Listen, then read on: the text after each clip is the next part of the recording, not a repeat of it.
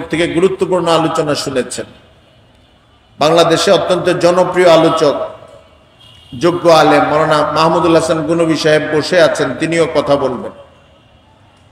আমি মাহফিলের মঞ্চে খুব কি বলে এটাকে জুৎসই আলোচক নই, কিন্তু ভাইদের মহাব্বত যারা এখানে আয়োজন করেছেন তারা বলেছেন, তারা ডেকেছেন, এই জন্য কিছু বিষয় তাদের ইশারাকে শ্রবণ করা, তাদের নির্দেশনাকে গ্রহণ করা এবং আমার ভাইদের সঙ্গে যারা এখানে বসেছি দ্বীনি মুযাকারায় শামিল হওয়া, এই সৌভাগ্য থেকে বঞ্চিত না হওয়া, এই সব উপলক্ষকে কেন্দ্র করে আপনাদের সামনে অল্প কয়েকটি কথা বলে আমি বিদায় নেওয়ার চেষ্টা করব ইনশাআল্লাহ। আল্লাহ তাআলা কালামে পাকে ইরশাদ করেছেন, ইন্নাল্লাযীনা ক্বালু রাব্বুনাল্লাহ, নিশ্চয়ই আমার ওইসব বান্দারা যারা বলে আমার প্রভু একমাত্র আল্লাহ, আমাদের প্রভু আল্লাহ, থুম্মা ইসতাকামু, এরপরে বলে তার এই বলা কথাটার উপরে সে অটল থাকে, সেই কথাটার মর্যাদা রক্ষা করে তার জীবনে, তার প্রাণে, তার ঈমানে, তার কথায়, তার পথ চলায়, মৃত্যু পর্যন্ত এটার উপরে সে থাকে।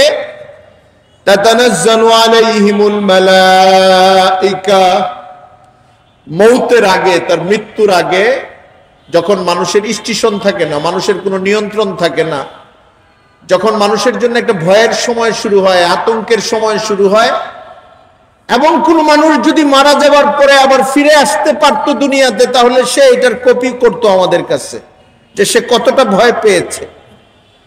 কিন্তু এটার যে বর্ণনা বিভিন্ন ভাবে পাওয়া যায়, যতটুকু পাওয়া যায় এটা ঠিক মৃত্যু হয়ে গেছে মানুষের কোনো বর্ণনা নাই, মৃত্যু হতে যাচ্ছে, মৃত্যুর কাছে গিয়ে ফিরে এসেছে, তাদের যে বর্ণনা, মানুষের টোটাল নিয়ন্ত্রণ থাকে না তার উপরে, মানুষ একদম অবচেতন ভাবে, শারীরিক ভাবে সব দিক থেকে নিয়ন্ত্রণের বাইরে চলে যায় সেই অবস্থাটা।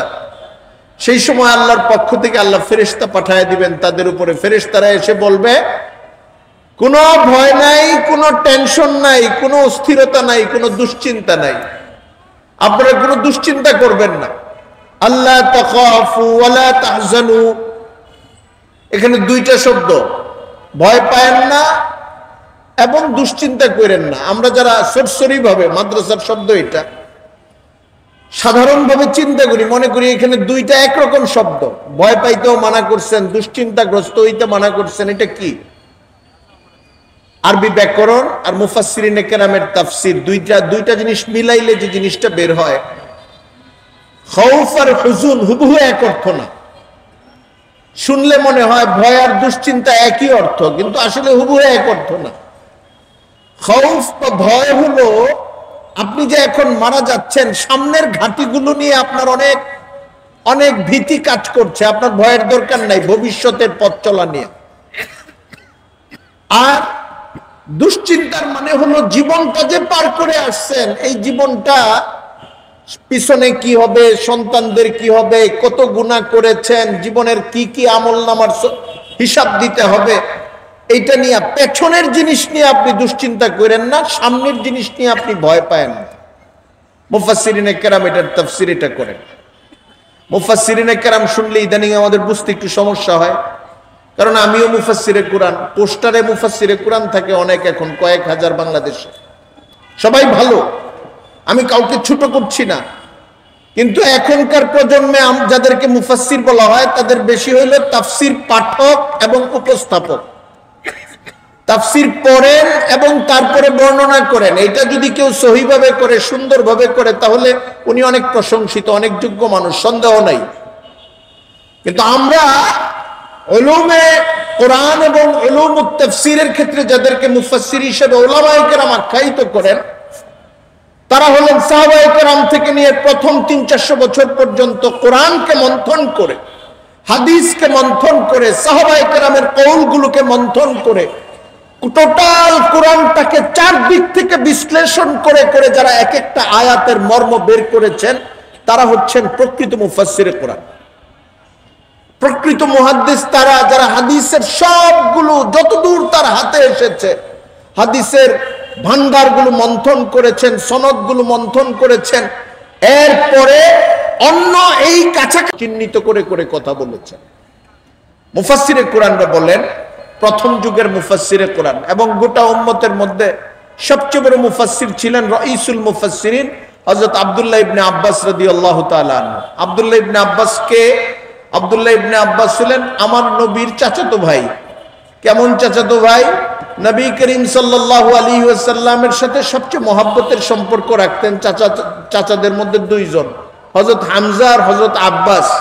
হামজা তো উহুদের ময়দানে শহীদ হয়ে যান, কিন্তু আব্বাস হুজুর সাল্লাল্লাহু আলাইহি ওয়াসাল্লামের সঙ্গে লেগে থাকেন, হুজুরের ওফাতের পরেও তার জীবন থাকে। হযরত আব্বাসের ছেলে হইলেন হযরত আব্দুল্লাহ ইবনে আব্বাস রাদিয়াল্লাহু তাআলা আনহু। আর আব্দুল্লাহ ইবনে আব্বাস হুজুরের ইন্তেকাল পর্যন্ত কিশোর বয়সী একজন মানুষ, অনেক বয়স্ক হয়ে ওঠেন নাই, কিন্তু সাহাবায়ে কেরাম তাকে এত গুরুত্ব দিতেন, এত গুরুত্ব দিতেন, এত গুরুত্ব দিতেন, তাদের মজলিসগুলোর মধ্যে তার মতামত নিতেন, অথচ উনি সকলের চেয়ে কম বয়সী থাকতেন। এই জন্য উলামায়ে উম্মত বলেন হিব্রু হাদিহিল উম্মাহ, এই উম্মার সবচেয়ে প্রাজ্ঞজন, সবচেয়ে বিজ্ঞজনদের অন্যতম শ্রেষ্ঠ একজন হইলেন হযরত আব্দুল্লাহ ইবনে আব্বাস রাদিয়াল্লাহু তাআলা আনহু। উনি তাফসিরের উপরে ওনার অনেক কথা আছে, অনেক মতামত আছে, ওনার তাফসির আছে যেগুলো উলামায়ে কেরাম যেটা সহিহ সনদের মাধ্যমে পান ওইটা খুব সম্মানের সঙ্গে গ্রহণ করেন। আমি তাফসির সম্পর্কে কয়েকটা কথা বলবো। আল্লাহ তাখাফু ওয়ালা তাহজানু, আপনারা ভয় পায়েন না, আপনারা দুশ্চিন্তা করেন না।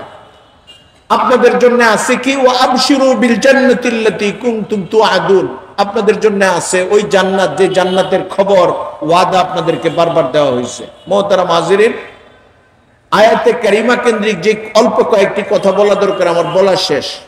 আমি এইটার উপরে যে কথাটা বলতে চাই সেটা হলো মানুষের জীবনে এক আল্লাহকে মানার পরে অটল থাকা কথাটার অর্থ কি? শুধু এক আল্লাহ মানলো আর তার উপরে অটল থাকলো এতটুক এই আয়াতের দাবি না। ঈমানের জন্য শর্তই তো হইল এক আল্লাহকে মানা এবং মুহাম্মদ সাল্লাল্লাহু আলাইহি ওয়াসাল্লামকে তার নবী এবং রাসূল মানা। ক্বালু রাব্বুনাল্লাহ সুম্মা ইসতাকামু, এই আয়াতের মধ্যে মর্মের মধ্যে এটা দাখিল। আর কোন একজন মানুষ যখন এক আল্লাহকে মানে, মুহাম্মদ সাল্লাল্লাহু আলাইহি ওয়াসাল্লামকে নবী এবং রাসূল মানে, তখনই সে মুমিন। কোন মানুষ যদি বলে আমি আল্লাহকে মানি কিন্তু নবীকে আমি জানি না, থাকলেও মানি না, ওই মানুষ আস্তিক হইতে পারে কিন্তু মুসলমান না। কোন মানুষ যদি বলে আমি এক আল্লাহকে মানি, মুহাম্মদ সাল্লাল্লাহু আলাইহি ওয়াসাল্লামকেও মানি, কিন্তু ওনার পরে আরো নবী আসবে এটাও মানি, তাহলে ওই মানুষ আস্তিক হইতে পারে কিন্তু মুসলিম না, কারণ সে খতমে নবুয়তকে স্বীকার করে না। এই জন্য মুসলিম হইতে হইলে তার প্রথম দুইটা ফাউন্ডেশন হলো এক আল্লাহকে আল্লাহ মানা এবং মুহাম্মদ সাল্লাল্লাহু আলাইহি ওয়াসাল্লামকে সাইয়্যিদুল আম্বিয়া মুহাম্মদুর রাসূলুল্লাহ সাল্লাল্লাহু আলাইহি ওয়াসাল্লামকে খাতামুন নবিয়্যিন হিসেবে স্বীকার করা। সর্বশেষ ফাউন্ডেশন না, প্রধান এবং প্রথম দুইটা ফাউন্ডেশন, ভিত্তি। এর সঙ্গে আরো আছে।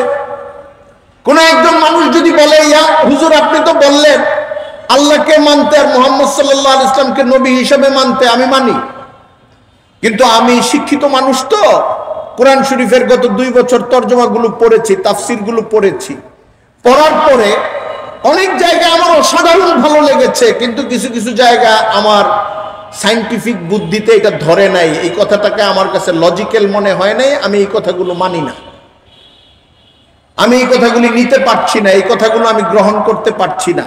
কোনো মানুষ যদি এই কথা বলে তাহলে এটার মাসলা কি হবে? মুফতি সাহেবরা আরেকদিন বলো, আপনারা বলেন তো দেখি ওই লোকের ঈমান আছে না নাই? নাই। তাতে বোঝা গেল কি?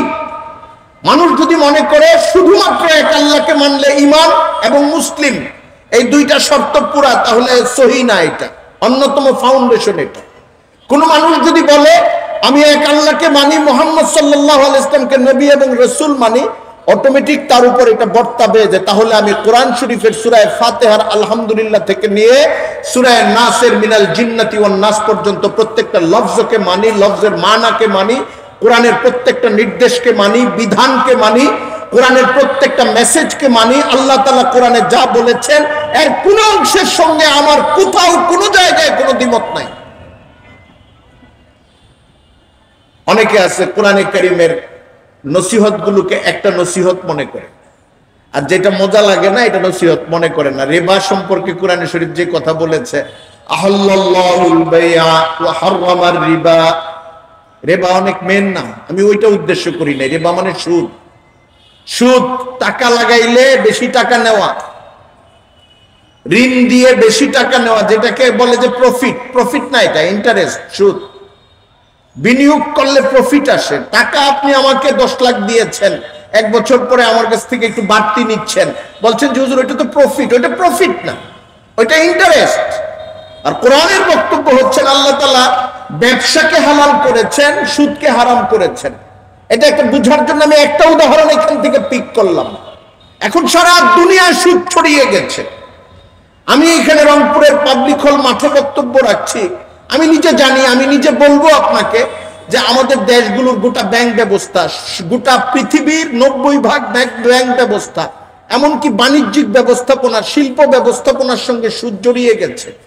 গোটা পৃথিবী এখন যতটুক জড়াইছে তার চেয়ে 1000 গুণ বেশি যদি জড়ায়, গোটা পৃথিবী এটার কারণে এখন যে জায়গায় আছে তার চেয়ে 1000 গুণ বেশি দৃশ্যমান উন্নয়নের জায়গায় যদি যায়। কোরআনের বক্তব্য সঠিক। কোরআন সুদকে যতটা নিষিদ্ধ এবং ধিক্কৃত বলেছে, মুসলমান তার ইমানের দিক থেকে সুদকে ততটুকু বিকৃত এবং ধিক্কৃত বলে দাবি করবে এবং বিশ্বাস করবে।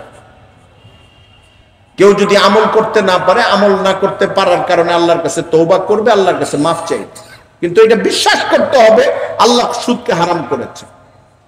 কোরআনের প্রত্যেকটা মেসেজকে বিশ্বাস করতে হবে। আমার আমলে দেরি হইলে আমি আল্লাহর কাছে পানা চাইব। আমি যদি ওইটার সঙ্গে যুক্ত থাকি, কবে ছাড়বো আর কবে পানা চাইবো, মাফ চাইবো, প্রতিদিন মাফ চাইতে থাকবো আর ছাড়ার চেষ্টা করতে থাকবো, কিন্তু আমার দিলের মধ্যে থাকবে আল্লাহ যেটা বলেছেন ওইটাই সঠিক। আমি এখন বুঝতে পারি আর না পারি, বিজ্ঞানীরা ওই পর্যন্ত চাইতে পারুক আর না পারুক। আপনারা যারা বয়স্ক তারা জানেন, আমার বয়সীর চেয়ে বেশি বয়সী যারা, বাংলাদেশে আমরা যখন রোজা রাখতাম শৈশবে কৈশোরে, এক শ্রেণীর মানুষ বলতো হুজুর রোজা যে রাখেন, রোজা তো রাখবে গরিব মানুষেরা, যাদের 2 বেলা ভাত বাঁচাইলে লাভ। ধনী মানুষ রোজা রাখবে কেন?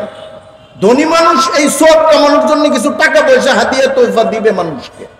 ধনী মানুষ না খায় কষ্ট করবে কেন? শরীরটা নষ্ট করবে কেন?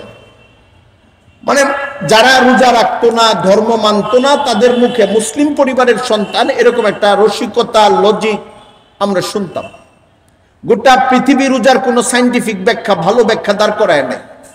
গত 10-15 বছর যাবত এখন রোজার উপরে গবেষণা করে করে বাইরে বড় বড় পুরস্কার হাতায় নিচ্ছে। আপনি ডাক্তারের কাছে যান, পুষ্টিবিদের কাছে যান, এখন বলে আপনার তো ফ্যাটের যে পরিমাণ, ডায়াবেটিসের যে পরিমাণ, হার্টের যে অবস্থা, ব্লাড প্রেশারের যে অবস্থা, আপনার ভুঁড়ির যে অবস্থা, চর্বির যে অবস্থা, আপনি বছরে অন্তত 1 মাস 12-14 ঘন্টা কিছু খাবেন না। যেই ডাক্তার রোজার পক্ষে না, সেও বলে 12-14 ঘন্টা কিছু খায়েন না আপনি। পুষ্টিবিদেরা বলে দিচ্ছে, এখন এটা একটা তত্ত্ব বের হয়েছে, অটোফেজি তত্ত্ব।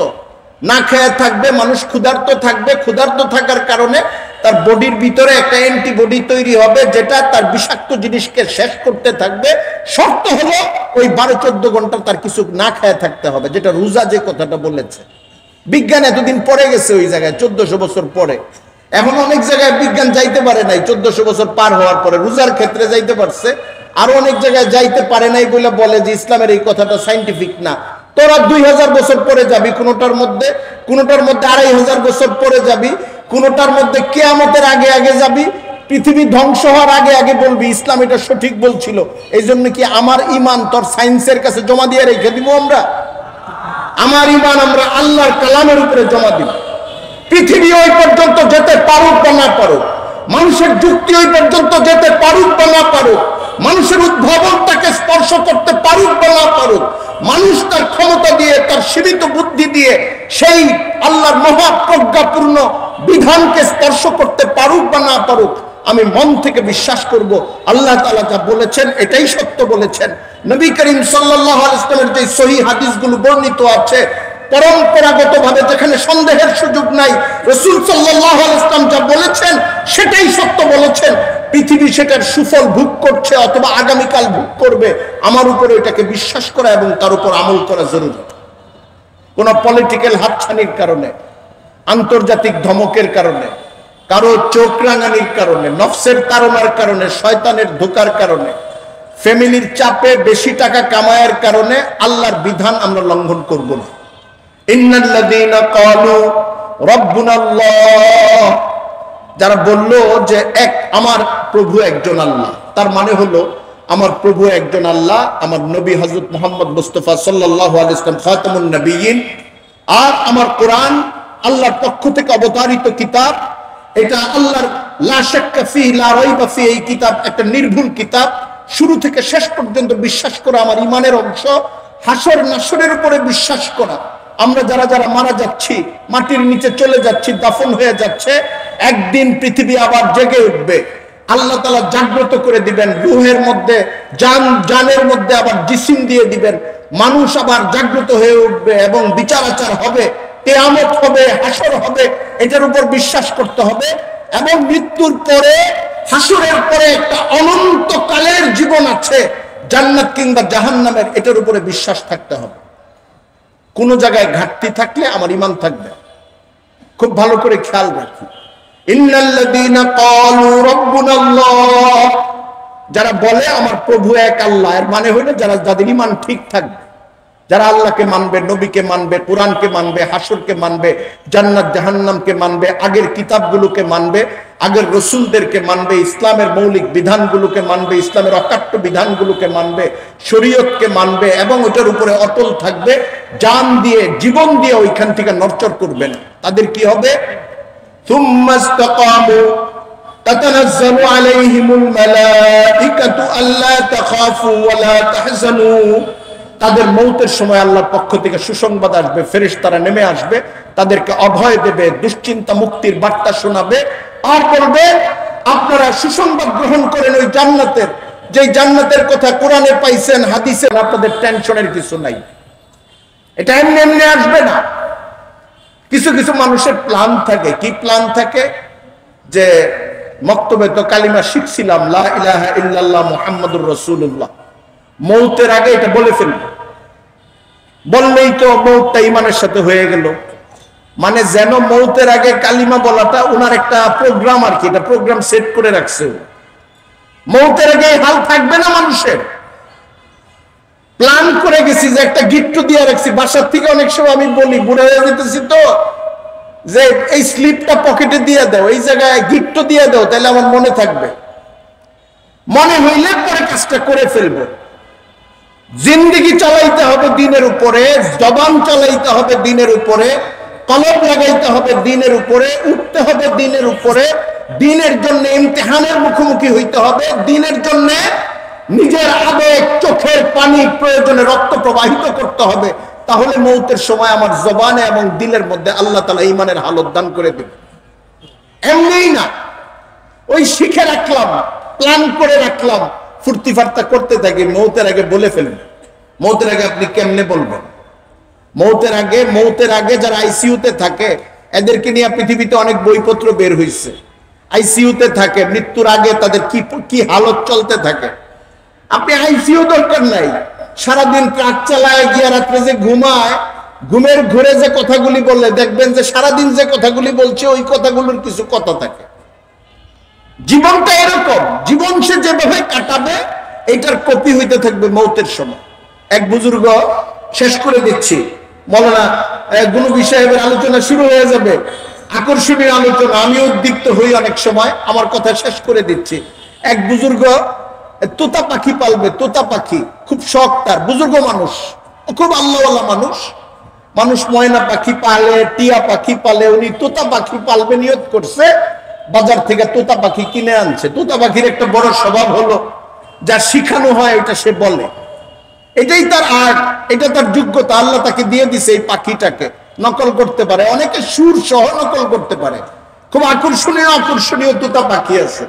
বুজুর্গ তোতা পাখি এনে বারান্দায় রাখছেন, খাঁচার ভিতরে তোতা পাখির উনি শিখাইছেন আল্লাহ আল্লাহ আল্লাহ জিকির শিখাইছেন।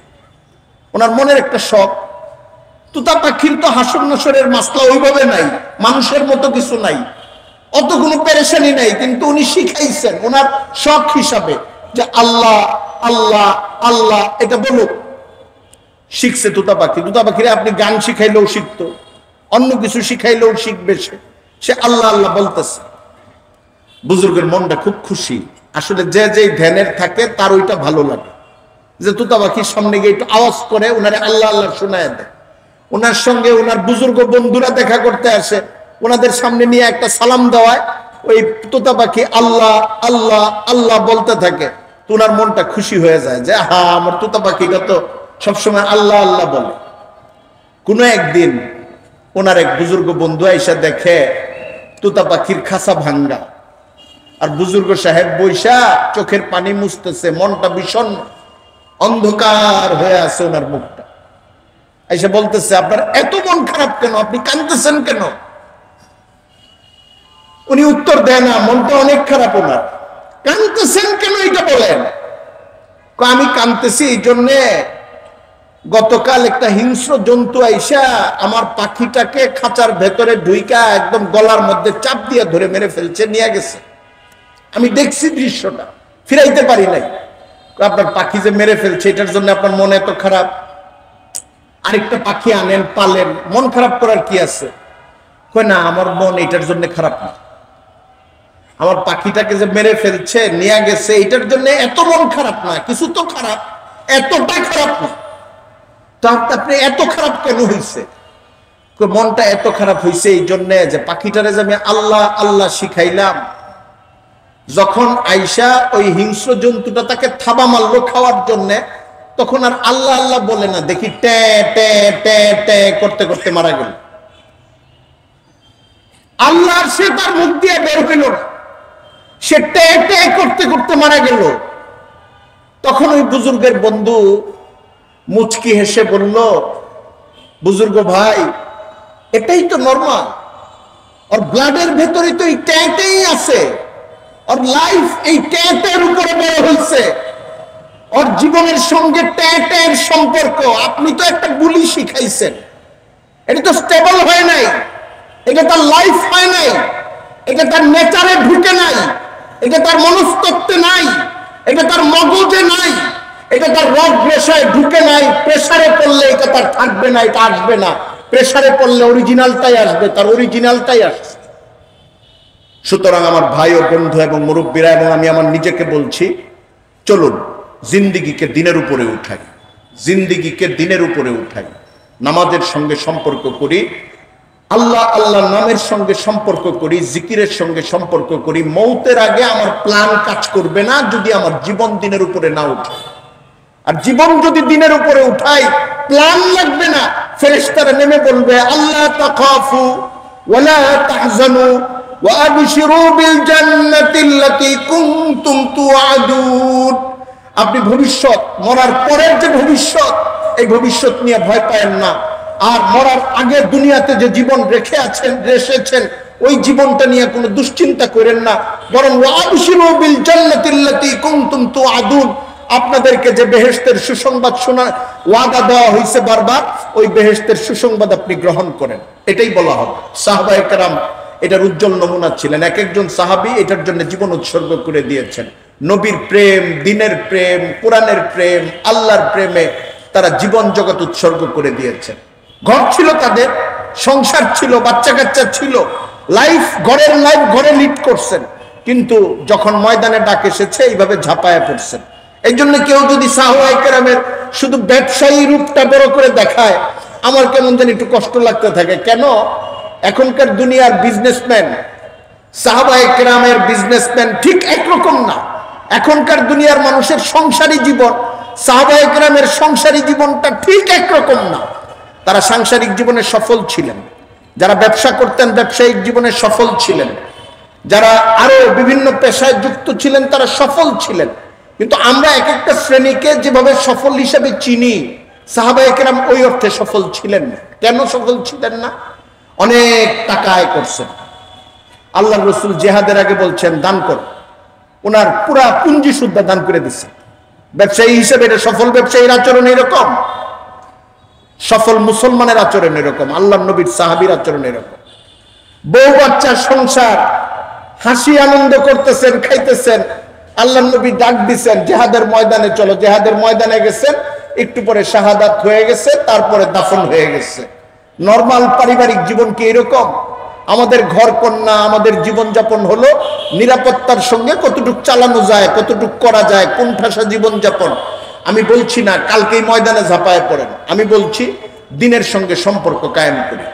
আমরা আমাদের জীবনের চেয়ে গুরুত্বপূর্ণ মনে করি দিনকে, আল্লাহর বিধানকে, নবী করিম সাল্লাল্লাহু আলাইহি ওয়াসাল্লামের মহব্বতকে, তাহলে আমাদের জীবন সফল হবে। আমরা ইনশাআল্লাহ আমরা মওতের আগে এই পুরস্কারগুলো পাবো। আমরা কি চাই না আমাদের জীবন এবং মৃত্যু দুটাই সুন্দর হোক? তাহলে ইনশাআল্লাহ তওবার জিন্দেগি, ইস্তেগফারের জিন্দেগি যেরকম আমরা ধারণ করব, ঠিক একইভাবে আমাদের নতুন প্রজন্ম, বাংলাদেশের কোটি কোটি বাচ্চাকে, কোটি কোটি তরুণকে, কিশোরকে, কিশোরীকে দিনের উপরে উঠানোর ফিকির করা। সবাই মাদ্রাসায় ভর্তি হবে না, উচিত না। আমি তো একটা বাড়তি শব্দ বলে দিলাম, সবার ভর্তি হওয়া উচিত না। 90% মানুষ স্কুল কলেজে পড়বে, তাদেরকে পড়তে দেন, ওখানে তাদের সিলেবাস সুন্দর করে দেন, তাদেরকে কোরআন শিখায় দেন, আমল সুন্দর করে দেন, ইমান সুন্দর করে দেন, আফটার স্কুল মক্তবের ব্যবস্থা করেন। ইমানদার সচ্চা পাক্কা মুসলমান ডাক্তার, মুসলমান পাক্কা সচ্চা হাফেজে আলেম মেজর জেনারেল, মুসলমান পাক্কা সচ্চা এসপি সাহেব, মুসলমান পাক্কা সচ্চা নামাজ পড়ানেওয়ালা বড় আমলা, সচিব, ম্যাজিস্ট্রেট যদি আমাদের থাকে, আমাদের কোনো লস আছে? বরং আমরা, আল্লাহ তাআলা এইটাই চান যে মানুষের মধ্যে আল্লাহকে ভয় করনেওয়ালা, কিছু এলেমওয়ালা, ফরজ এলেম তার ভেতরে থাকবে, কোরআন পড়তে পারবে, নামাজ পড়বে এবং পড়াইতে পারবে। আমরা এমন ডিসিএসপি দেখতে চাই, ইমাম সাহেব নাই মসজিদে, উনি এখন নামাজ পড়াবেন, মুসল্লিরা নির্দ্বিধায় তার পিছনে নামাজ পড়তে থাকবে, যেন এটা একটা তার কমন যোগ্যতা। এইভাবে আমরা দেখতে চাই আগামী বাংলাদেশকে। এই জন্য আমাদের নতুন প্রজন্ম, আমাদের সকলের বাচ্চা কাচ্চাকে দুনিয়ার লাইনে যারা যোগ্য বানাচ্ছেন, বানান, কিন্তু তাকে আখিরাতের ফিকিরটা সামনে নিয়ে আল্লাহর বান্দা এবং বান্দি বানান, নবী করিম সাল্লাল্লাহু আলাইহি ওয়াসাল্লামের উম্মতের সদস্য বানান, নবীর প্রেম ঢুকান দিলের ভেতরে, আল্লাহর বান্দা হওয়ার যে যোগ্যতা, এটার একটা অনুভূতি তার ভিতরে প্রবেশ করার, তাহলে তার দ্বারা একটা মানবিক বাংলাদেশ পাবেন। আগামী বাংলাদেশকেও যদি বাঁচাইতে চান, আমাদের নতুন প্রজন্মের আখিরাত তো বাঁচানো দরকার, তাদের ঈমান বাঁচানো দরকার।